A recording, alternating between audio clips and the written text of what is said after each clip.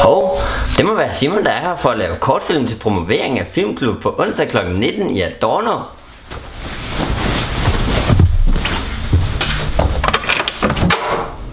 Hej Christoffer, så er jeg for at lave kortfilm som promovering til Filmklub på onsdag kl. 19 i Adorno. Fedt, lad os vende idéer til manuskript over en kop kaffe.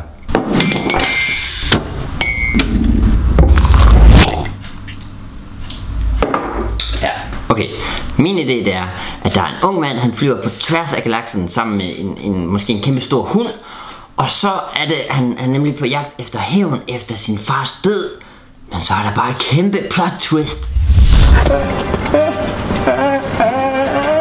Nej, jeg er din fader. Nej, det kan ikke passe. Det kan ikke være sandt. Nej! Ja, vi kunne også lave en god film. Her er min idé. Okay, jeg ser en Aarhus skyline. Jeg ser det sort-hvidt. Jeg hører jazzmusik, og jeg hører en voiceover, der siger: han elskede Aarhus. Han idealiserede sin by.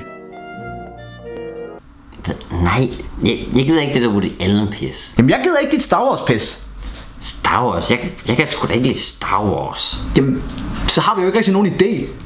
Det er godt nok svært at lave film, hva'?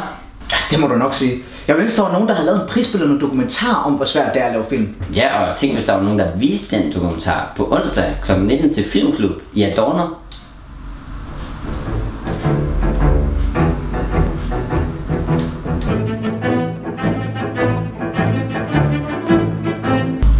Ja, jeg har uploadet det til Facebook.